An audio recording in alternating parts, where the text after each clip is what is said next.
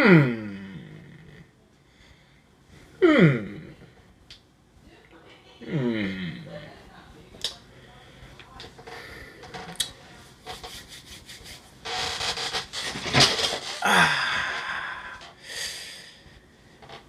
YouTube, what it do, man? It's your boy TGU, and we back in the stew with another special treat for you. You feel me? Hey, listen. If you see the title and you see the thumbnail, listen, you're in for a treat. I hope at least, because I'm exploring something different today from a channel called Explore With Us, and they break down a lot of interrogations and true crime events and all types of stuff, things that I'm interested in. And I figured that it'd be a nice first time reaction to this video here. It caught my eye, at least the overall title of it. So I figured I'd check this out in a reaction. So, hey man, listen, if you guys are hyped like me to try something new for the channel, y'all know what to do. Leave comments down below. If you guys mess with these type of videos, these true crime videos, I might do more of these. Just like how with the Cypher game reactions, they started doing good, I started doing more of them. If y'all like these, I'm gonna keep bringing them because I like, deep diving into this stuff and getting into the story and understanding what happened and all the extra stuff. So I want to bring y'all along with me. Y'all my gang, and I appreciate y'all sitting with me and enjoying this time together. But yeah, man, all that said, y'all ready to get into it, man?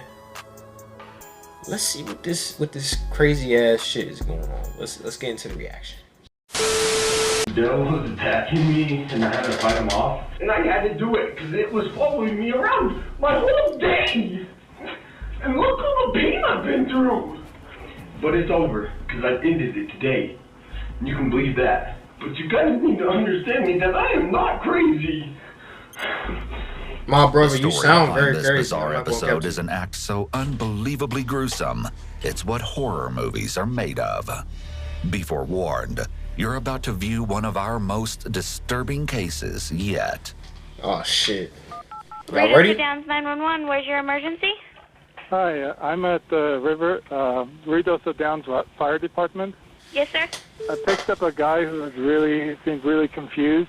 I let him out, and he started attacking other vehicles. And Is he still being combative, sir? Well, I don't think he's very dangerous. I'm sorry, he just ran. His perception of the man couldn't be more wrong. A series of surreal events are about to unfold right before your eyes in the following footage that has never been seen before. An unspeakably brutal act will be uncovered, and the reputation of a once adored historic area will be forever tarnished. At this very moment, a peculiar but seemingly unrelated situation is unfolding about 10 miles from the fire department. A deputy has been dispatched to the Vasco Ranch located in Glencoe, New Mexico, to perform a welfare check. And something isn't right. The scenic area situated in the Ruidoso River Valley has an eerie feel on this evening. And for good reason, we'll come to learn. There's no response at the main residence. Is the individual supposed to be 97 here on scene? I probably won't pause too much in this. That's where she was when he was speaking with her. Fix that real quick. Apparently she does not live at the main house. She's going to live in a mobile home on the east side of the property. Okay. Sheriff's Department! Received no answer to the knock here either. I hear dogs, so they got the animals in there. Sheriff's Department! Hello?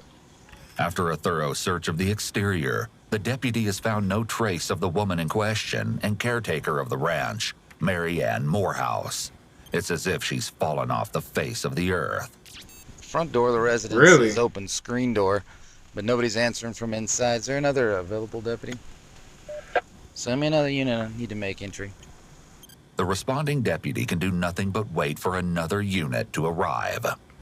Meanwhile, on the other side of town, police locate the subject of the 911 call and cautiously approach him. What happened to you?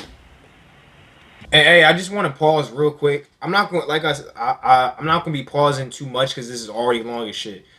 But if you guys have any personal favorites of, say, this, like, not exactly from this channel, but anything true crime that you want me to react to as well, hey, either DM me on Discord, DM me on Instagram. Both those links will be, or the @ for my Instagram and the link to my Discord will be in the description. Send me that shit, and we will definitely get on that, because this is my lane right here. I fuck with this stuff. I do. But let's keep going now. I had a really bad day. I just need something to drink, please. Drink? Yes, sir. Like water? Yes. Okay. I've been through a lot. I lost my dog. I went into a river. I've been lost all day. I need some help. Okay. We're here to help you. Okay, thank you. But you're acting a little incoherent, sir. Okay? Here's an example of how the context of just the sounds situation crazy. matters when it comes to body language analysis. The man frequently crosses his arms, which could be interpreted as him being closed off or trying to closed off, self-soothe. right. However, a few moments later, the police officer motions for him to come with them to get you in where it's a little warmer. With that additional information, the crossed arms can likely be explained away simply by the man being cold. This is why it's important to look at the whole picture when considering what someone's body language means. After he's escorted into the police station, officers learn the identity of the agitated man. My name's Andrew McGill. After a short while of observing Andrew's overwhelmingly strange behavior and apparently chalking it up to drug abuse or psychological issues, officers guide him to an ambulance outside the police station. It'd be hard for you to pick up in there. See, there's one right here. And good thing Alicia's on. It's going to take more than a leash to control Andrew, considering the state he's in. Deputies My will man soon got a witness build, how you see? Andrew's strange He got a little behavior build on. can abruptly shift to erratic and violent, and in the blink of an eye. Andrew is transported to Lincoln County Memorial Hospital in hopes that emergency medical intervention will provide him with the help he so clearly needs. Unfortunately, while here, things will I don't think a escalate from regular this hospital bizarre would. situation to downright insane. After the responding deputy has waited at the ranch for nearly an hour, unable to proceed any further until backup has arrived, an additional deputy is finally available to assist. They waste no time in resuming the search. The situation is alarmingly suspicious. It's over there, Charlie. No We one's gotta drive there. up to I some was reading sketchy it shit, a little man. bit. The door is open and the bedroom window's open and the TV's on and there ain't no sound in there and there's 3 cars. So there's somebody here and cut off. Shit's weird. Give me a bad vibe, man. Both deputies carefully approach the property and prepare themselves that for would give me a entry, bad vibe. as they anticipate that they may happen upon something terrible. There are just too many warning signs to believe there could be a plausible explanation for the woman's absence. Sheriff's office! You're going to come in, check? So it's one of them things, right, where it's like they were there. Like, you know, like them alien movies where like whole towns just kind of vanish, but like everything's still like food's still cooking, TVs are still on, you know, shit's still happening around, but there's nobody in the area. There's nobody around. It's kind of like that right now. Like, he's talking about like the doors are open, the TV's on, but nobody's there. And I'm guessing there's no sign of blood because they haven't even mentioned blood at all yet.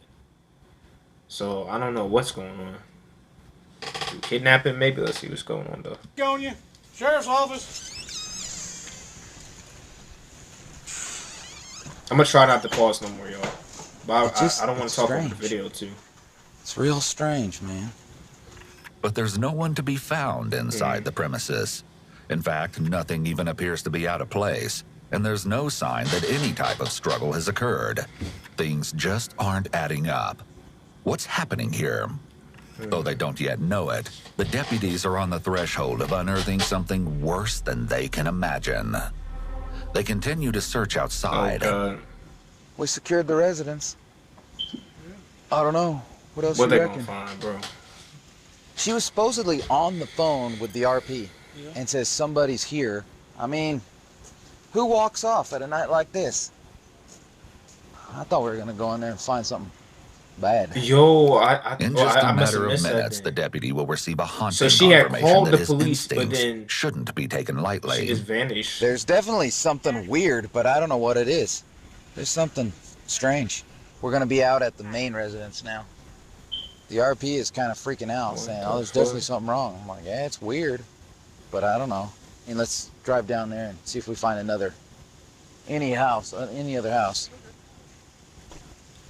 The deputies inspect the exterior of one more property, and in a split second, the situation has evolved from suspicious to unspeakably horrific. Hey! Oh, fuck. Down! We got somebody down!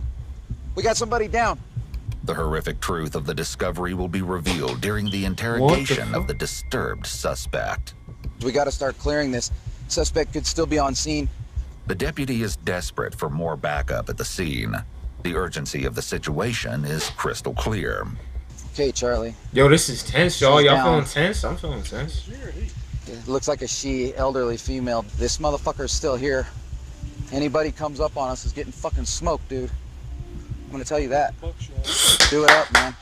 Hey, All the W while, fucking Andrew cop, is settled bro. and sleeping. He was sedated upon his arrival at the hospital. A deputy has been assigned the task of He watching said, "I ain't over playing him with my life, and man. ensuring Y'all- that only hospital Better watch staff and out." officers enter and exit the room. Not long into his shift, the deputy receives a call from another member of the sheriff's office who is stationed at the scene of the crime. And the caller has an intriguing request. Yes.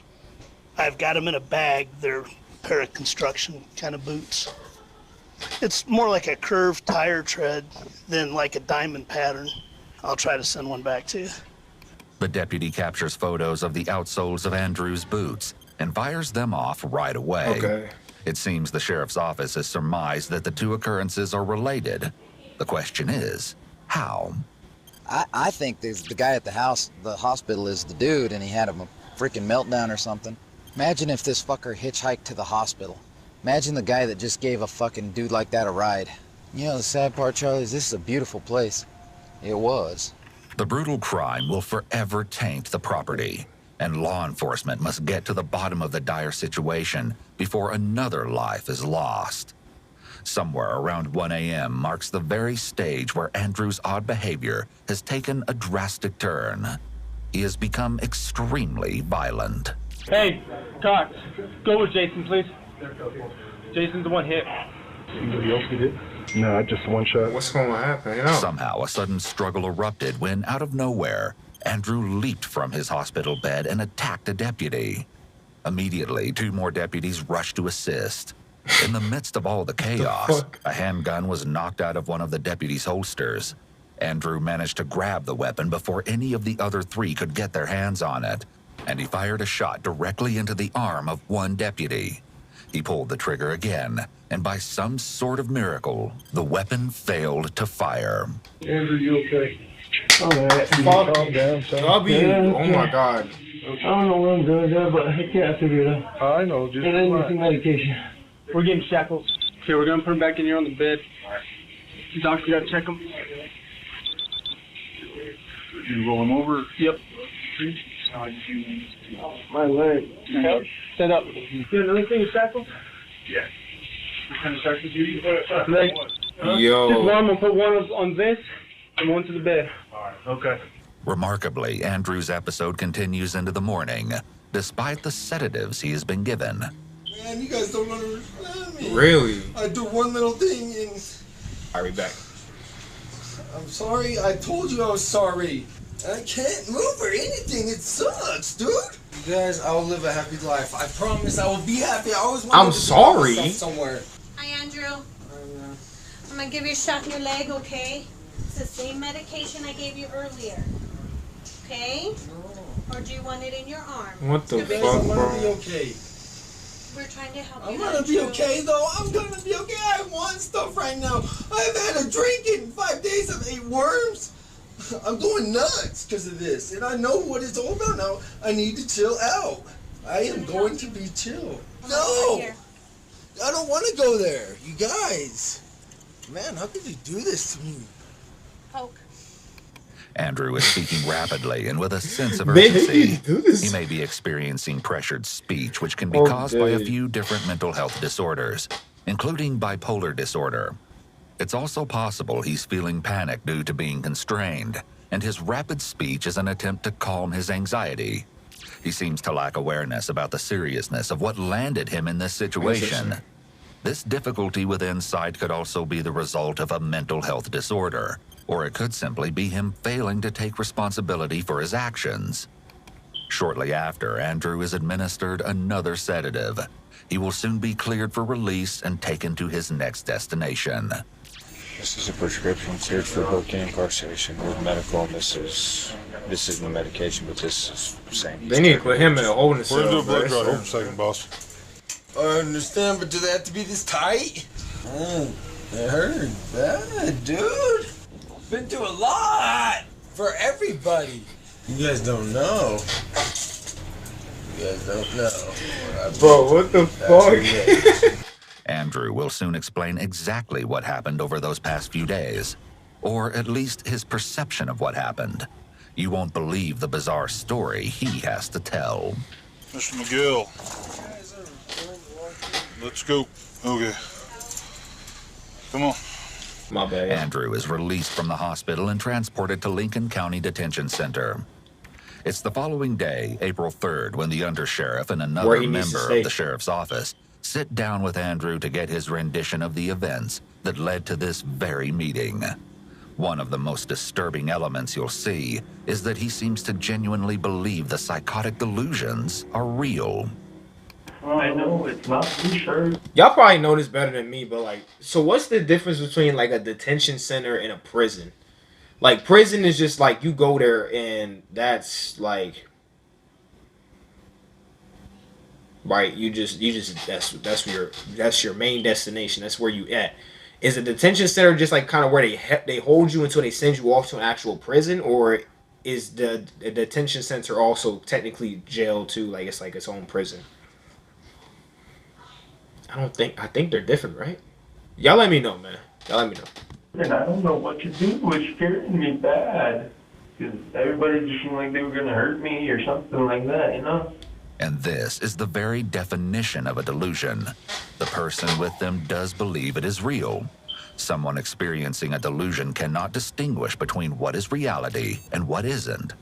One common type of delusion is known as a persecutory delusion, where a person may believe that someone else is out to get them or is spying on them, which could lead to paranoid or violent behavior. Right. These kinds of delusions may occur due to a psychological disorder such as schizophrenia, or they could be the result of substance abuse.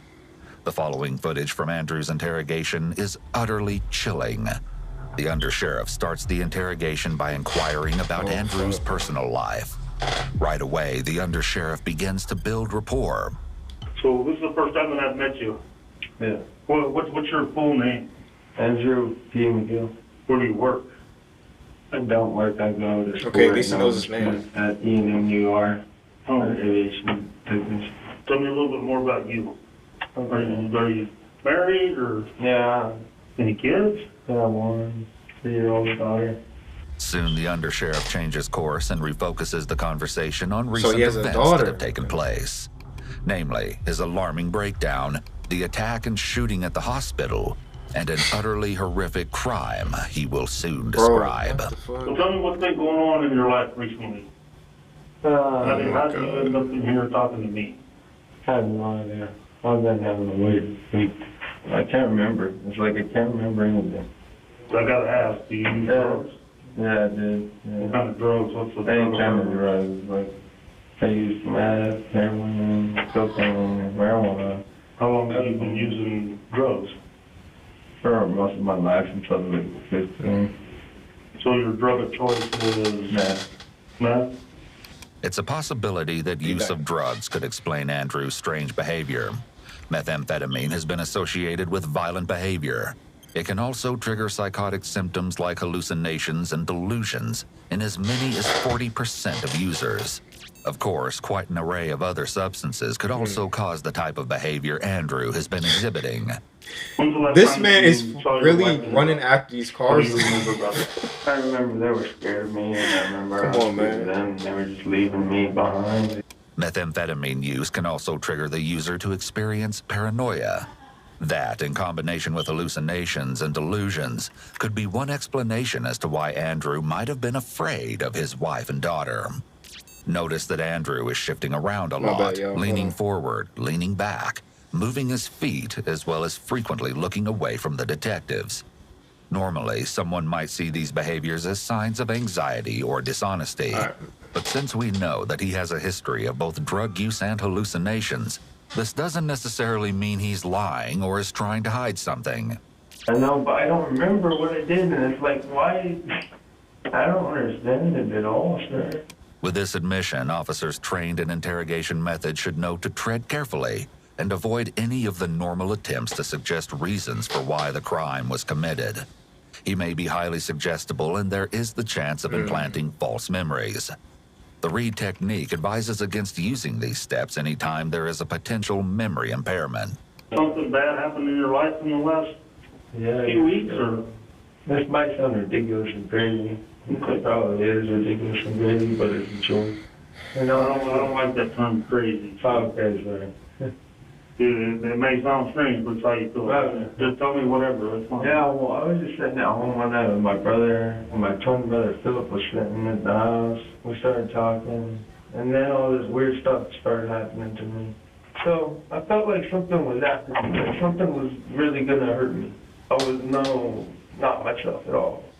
And something told me that I need to go to Ruidoso, and everybody's freaking out around me, and I don't know what the heck is going on right now. I just need to get out of town. This sounds like Andrew may be describing a persecutory delusion, as mentioned earlier. If Andrew is being truthful about his symptoms, he likely truly believed there was something or someone after him. This is certainly not an excuse for any of his actions, but it could help explain what his mindset was like at the time. As you can see, his body is turned away from the detective. Right, I just want to pause real quick. Like, just imagine how, like, and I'm with the narrator. I'm not trying to make an excuse for it, but just imagine how scary that might be, bro. Like, you feel like somebody or something is like really after you, and it might be something like you only see this thing, like, and it's like attaching itself to the people around you and making you like believe like those people are after you in some type of way, and really trying to like harm or kill you, like you know what I'm saying? Like, it would immediately ignite that fight or flight response, and like he's either going to run away or he's going to get violent and fight back, and you know, he might unfortunately, unknowingly or knowingly, whatever the case may be murdering an innocent person. But shit, man, let's get back into it. Which could be a sign of deception or signal that he is disengaged in the conversation. However, his body language doesn't appear to match his behavior. He's being cooperative with detectives so far and answering the questions openly. This is another example of why you can't rely on a single deceptive cue, such as lack of frontal alignment, to accurately determine if someone is telling the truth or not. Most people display a mix of deceptive and truthful indicators, so detectives will be taking note to see which type of behaviors they see most often. Andrew got into his truck and began driving, radio blaring, trying to get away from the mysterious evil he believed was following him. I could hear my dad talking to me saying, "It'll be okay, son. Just listen to what I'm going to tell you, and you're going to be okay." But then he possessed my dad. Just as Andrew stated before, he wasn't himself. He explained that he started doing things that he didn't want to do. I'm a normal human being. It just happened to me the other night when I was asleep. And I just woke up out of nowhere. I started writing all this stuff down. The Bible is a lie. Suddenly, he pulled over and abandoned his running truck on the side of the highway. Whoa. Still trying to get away from whatever he imagined was following him, he ran for the mountains nearby. Just around this time, as fate would have it, Andrew crossed paths with someone else. And then I went up to this old lady's house, and she's like, well, why are you here, or what? Marianne Morehouse, caretaker of the Coe Ranch, had been on the phone with a friend that evening. During the course of the conversation, she mentioned that someone was on the property and that she was going to investigate. According to her friend, the call then ended abruptly. When all of his calls to Marianne went unanswered, he became extremely concerned. So much so that he contacted local police and asked they head to the property and perform a welfare check on Marianne.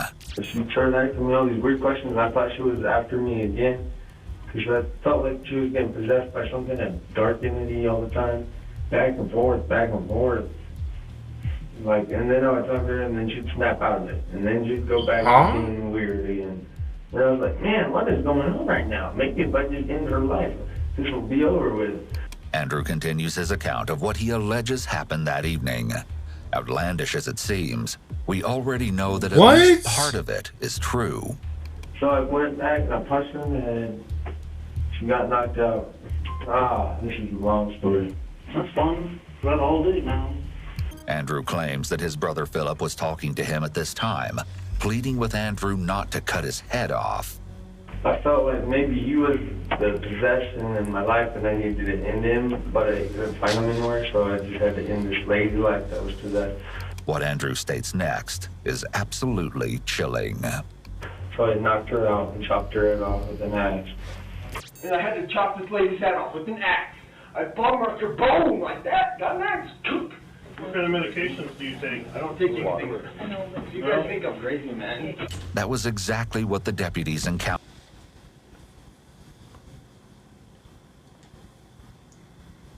Yo, like, what the fuck is he talking about, bro? Yo. Oh, what? Encountered at the ranch. Hey. Down, we got somebody down. We got somebody down. Right there, axe, there's an axe. This. Send more than that, it's a homicide. Additional units, let's back up. The scene was grislier than anyone could imagine. There's an axe laying next to her and she got it in the head. Get some SP out here. We're gonna need additional assistance. It's gonna be a homicide. A blood-coated axe had been set down close to where Marianne lay. Her head was almost entirely severed from her body. One particular laceration appeared to extend at least half of the depth of her head. Her body was completely covered in blood, and it was later determined that she was struck with the axe 4 times. Do you think that you were that your friends were scared her? No, not at all. When you think that because I was being polite and honest, well, except for the fact every now and then she'd look at me like all crazy, like, wait, what is this? Just freaking me out. Okay. So you were being polite with her and wanted her to call? Because I just wanted some outpost, dude. She was freaking you out, so you... Yo, like, what the yo. I'm sorry, y'all. I know my vocabulary is very short right now, but this is insane to me. Like, so you mean to tell me you... Bro.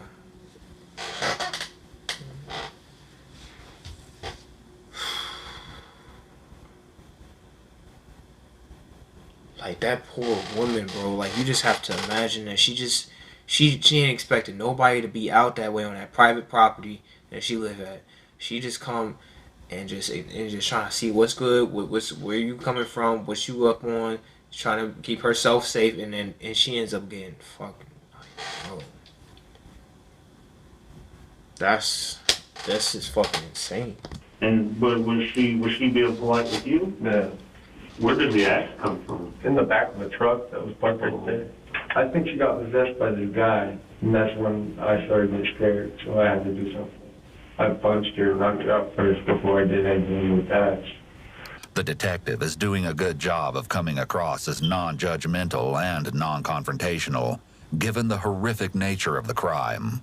This likely is making it easier for Andrew to open up because he doesn't feel judged. If the detective was more aggressive in his approach, this could either prompt Andrew to have an outburst, or it could cause him to shut down.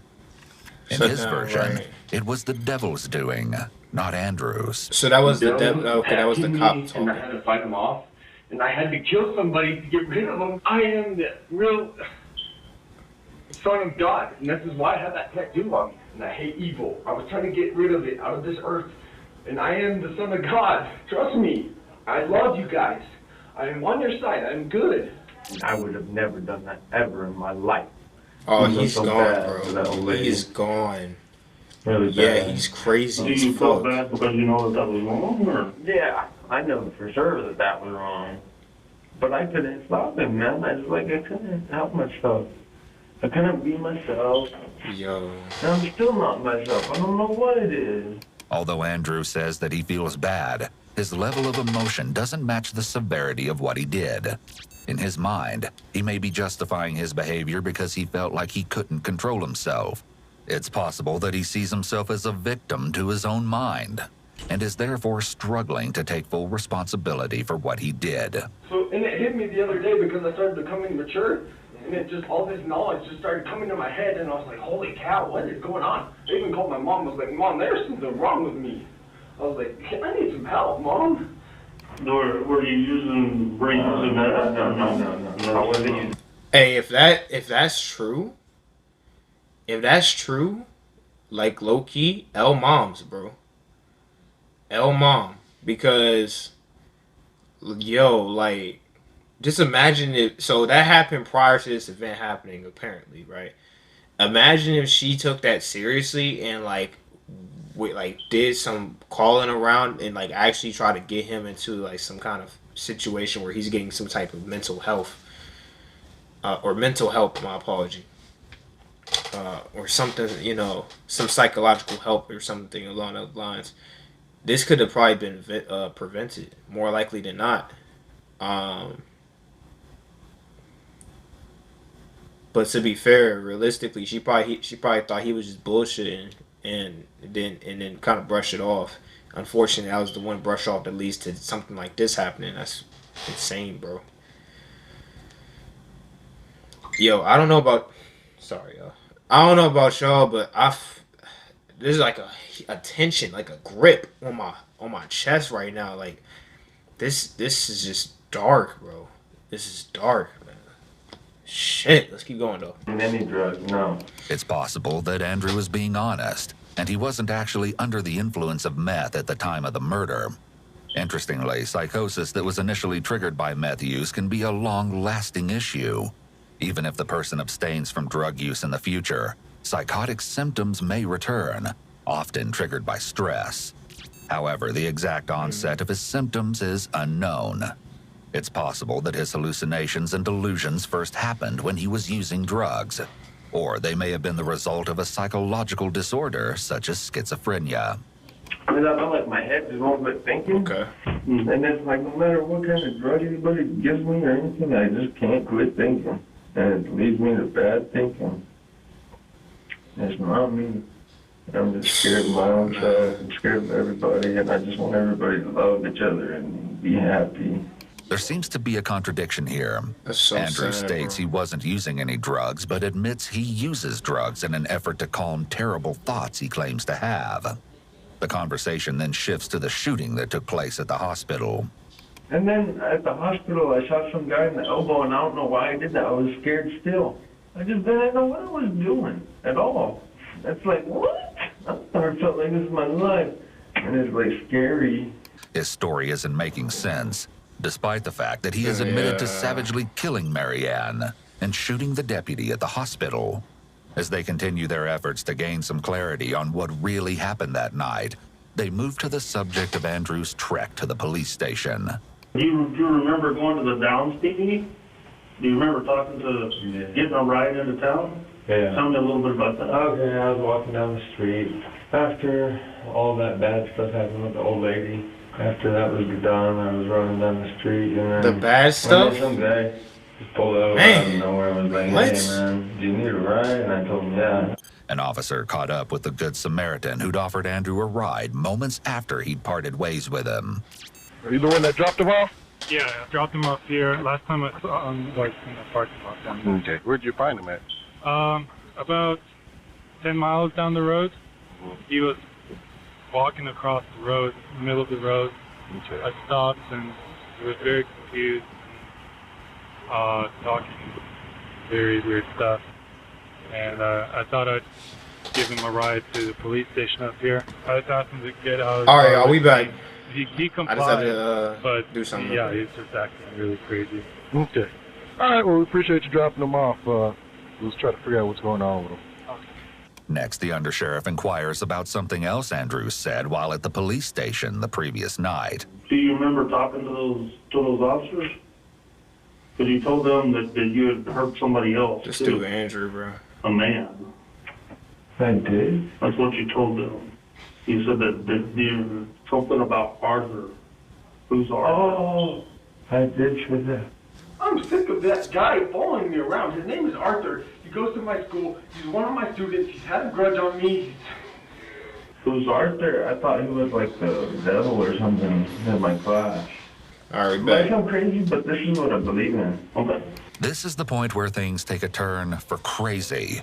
We'll get a better and quite disturbing glimpse into his twisted mind. At least, what he claims is going on in his head. And he was out to get me for some reason, trying to, and like he had spring break, just all coming together in my head weirdly, but that's who it was that was trying to follow me. I believe in that. He goes to school with you, though?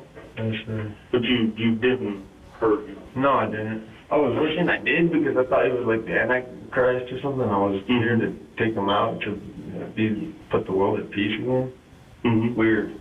I know, right? And then I felt like he was trying to come out and get me somehow or another. Yeah.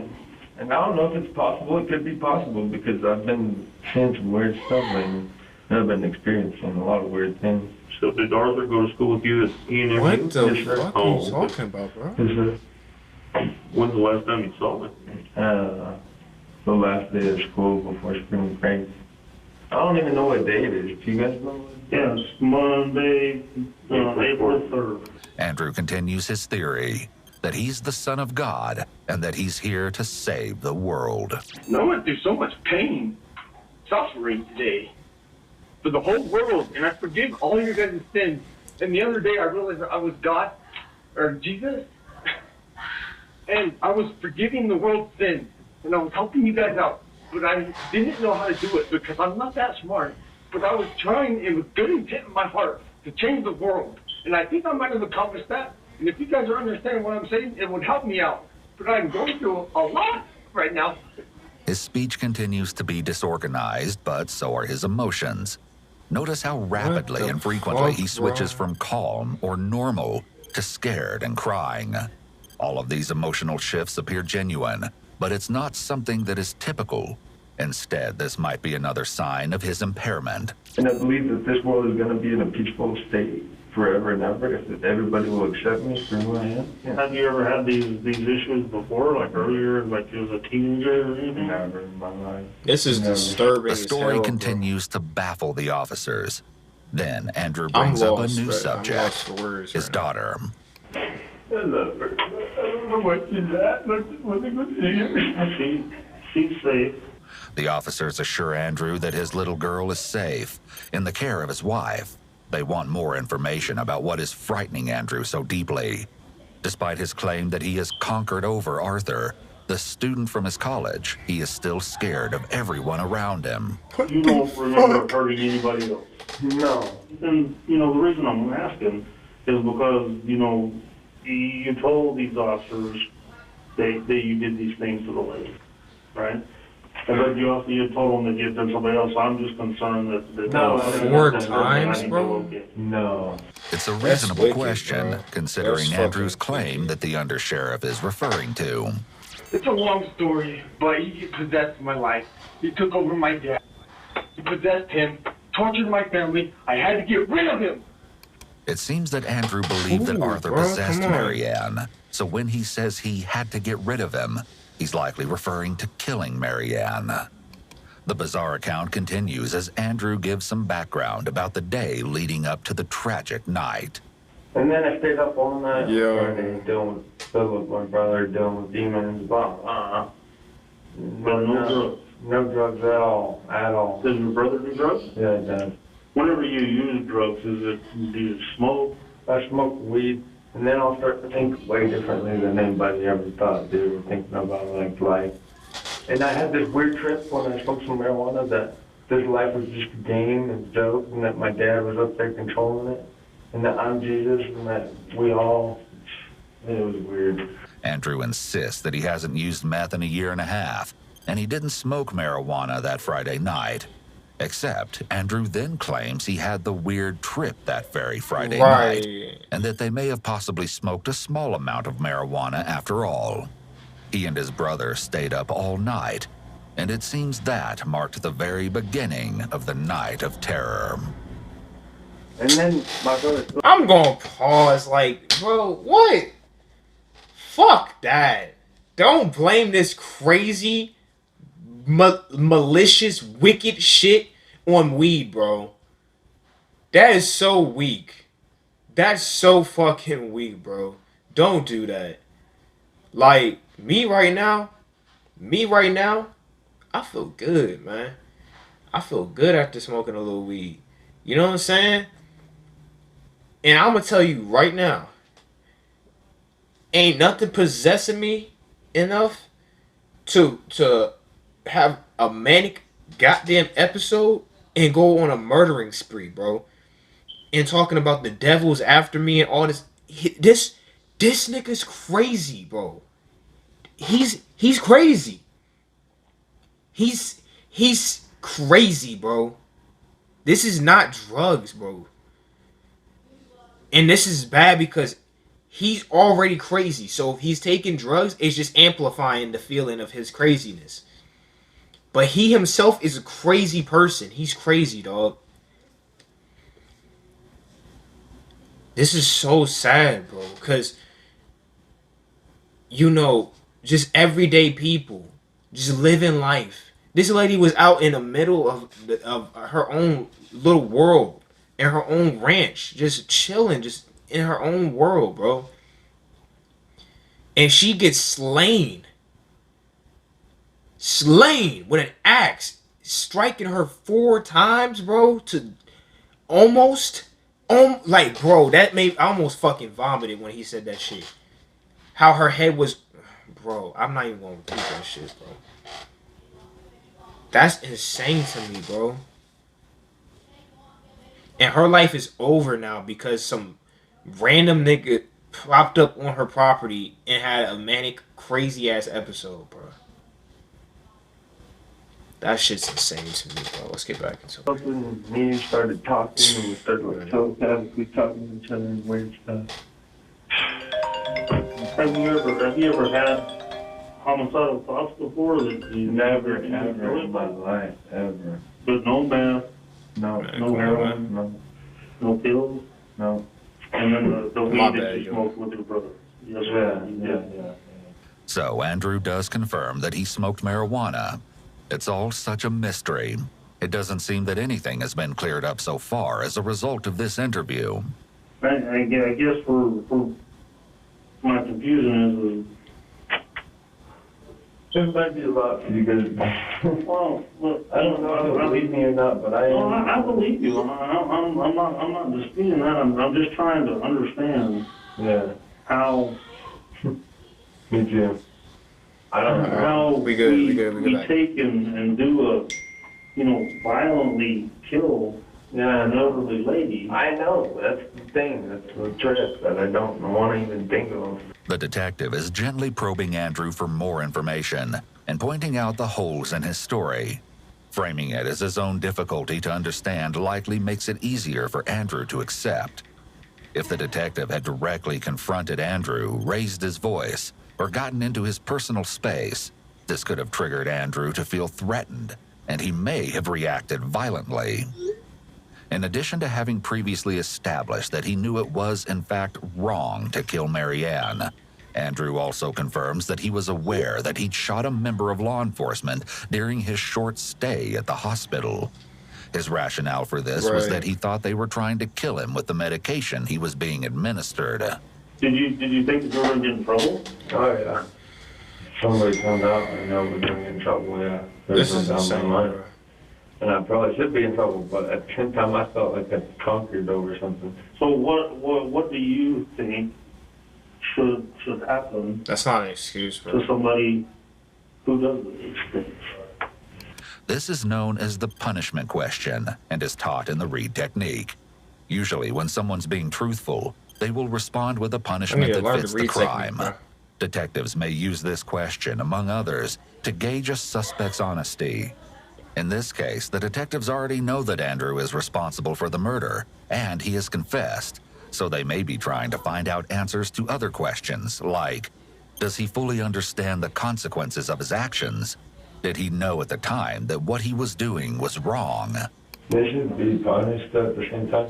They should be understood from a personal level, and maybe have some evidence from their life to show them.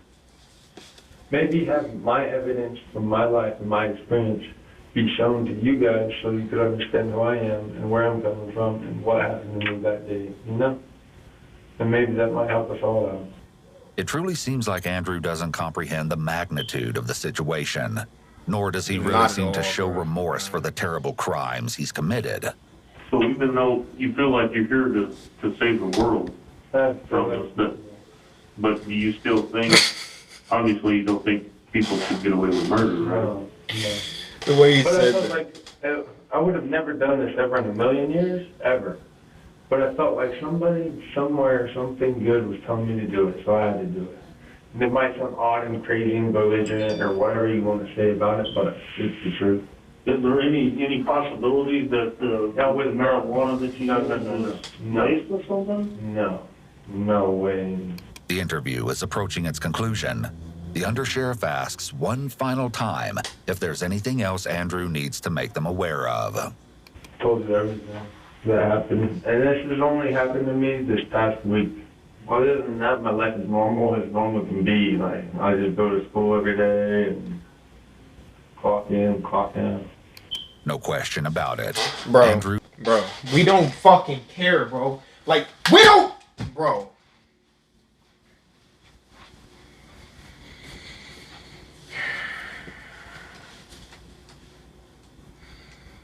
Bro, we don't give a single fuck if your life was peachy dory before you did this shit, bro. We don't care if you was the best honor student, was heavy in community service, was feeding the homeless. We don't care about none of that shit, bro. When you do something as heinous, disturbed, and wicked like this, there's just no coming back for you, bro. You need to be locked away, bro. You need to be locked away. And they need to consider throwing the key out. Your time is up. Like, bro, listen, y'all, I'm gonna be real with you. That's gonna end the reaction, dog. I'm actually mad now.